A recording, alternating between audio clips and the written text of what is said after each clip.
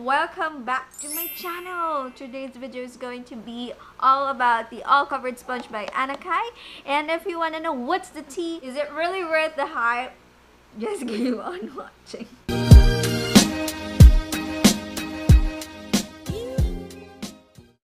Alright, so we're back. Actually, this is my second time filming this. Yung una kasi nagkaroon ng problema sa sound. So, gagawin ko na lang siyang B-roll. So, I just got this in the mail today through Shopee. Packaging looks like for the product. So, meron siyang, yan, nandito yung All Covered by Anakai, and cardboard siya, tapos may sticker sa baba. Then, when you open the box, meron nakasulat, yan. Awesome. And then, you'll get a card, yung message ni Anakai. And there is a tissue wrapping, and nandun yung sponge. So, yun, nagamit ko na nga yung sponge, kaya wala na siya dyan. So, and then, dun sa ilalim, nandun yung mga social media, no? All covered line ni Anakai. So, let's talk about the sponge. Ito, basa na kasi siya. I'll insert the clip here nung hindi pa siya basa. And, as you can see, side-by-side comparison with AOA, they are kind of same height and weight. They are kind of the same with height, and yung lambot, mas malambot yung Anakai compared to the AOA sponge. So, I compared it to AOA because for me, that is the softest for the price that I'm, comfortable with. So, AOA sponge is like 100, 150 pesos depending on where you buy it. For me, yun yung pinakamalambot. I haven't tried Beauty Blender, the real one, but I did try Real Techniques na sira kinay ng aso ko. So, wala na siya sa akin ngayon. And, ang kapalit nun, binili ko to. Tapos, yung sponge niya, sabi niya, it is going to be the softest out in the market. So, I want to try it out. And also, I want to support Anakai. That's why I bought it. The minute it launches, sold out siya. 13 minutes pa lang, sold out na yung dalawang sponge. The only one that I got is the pink one. Yung black kasi, yung yung beveled sponge. Yung parang ganito, may hating ganyan. Yung slanted. Bilis din niya kasi yun yung una niyang nilabas sa Shopee niya. Saubo siya agad. So, ito na lang yung naabutan ko, yung pink one. Tapos, ang cute niya, diba? Para siyang pouring. Yung pouring sa Ragnarok.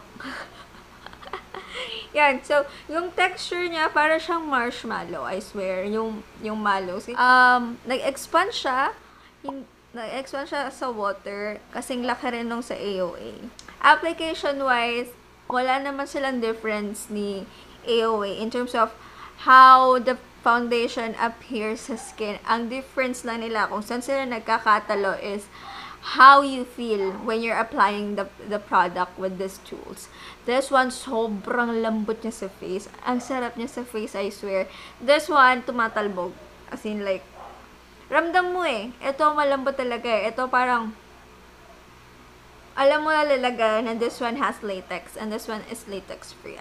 So, ito, ramdam mo talaga na sponge siya. This one, hindi. Like, para talaga siyang marshmallow sa face. And in terms of how they absorb product, this one really absorbs a lot of product. So, you're wasting a lot of product using this one. I've noticed na kahit konti lang yung product na gamitin ko, enough na siya sa buong face ko. And ang difference din, nung binasa ko tong dalawang to, ito nagmarka yung pagpiga ko. As you can see, ito hindi. Let's see, try natin. Wait lang, try ko laban. So, we're back. Nilaban ko lang yung Anakai sponge. And I'm quite impressed. Ang bilis na nabura nung makeup dun sa sponge. Unlike dito, pag nilalaban ko to, ang gamit ko nga pala, by the way, yung Daiso sponge cleaner, brush cleaner, cleanser, keme-keme. So, yun yung ginamit ko to clean, or that's what I always use to clean my sponges, na sobrang hirap gamitin pag ganito, tsaka yung iba kong sponges, ang tagal kong nagagaganon, hindi nabubura totally. May matitira like this one, may matitira dyan. So, unlike dito, ilang seconds lang ako nawala. Siguro namang 1 minute lang ako nawala. And super clean na niya. I'm so happy. Ang bilis niya. Ang dali niyang laban. It raised the bar na madali siyang linisin. And sobrang lambot niya pa sa face. So, sobrang sulit for me yung 300. Una kasi skeptical ako kasi 300 yung sponge, may AOA naman na 100. May mga, replica ng, beauty blender, may replica ng Real Techniques na around 100 lang.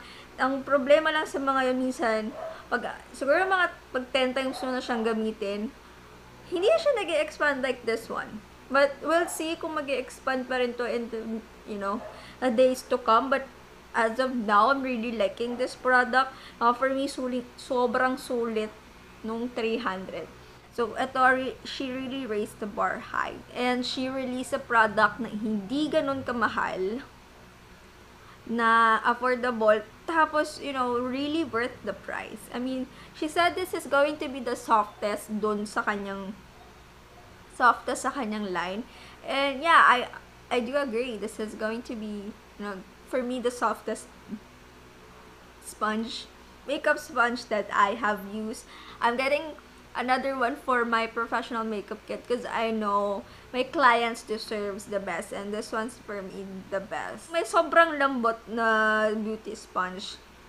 Meron ding sobrang tigas akong na try. Yung sa Sansan, sobrang tigas nun, para kang nanununtok, para kang nananapa. And next contender doon, itong marble version nung sa Daiso. Sabi nila maganda yung sa Daiso. Pero to sobrang tigas. I have like low expectations kasi it's just a sponge, girl.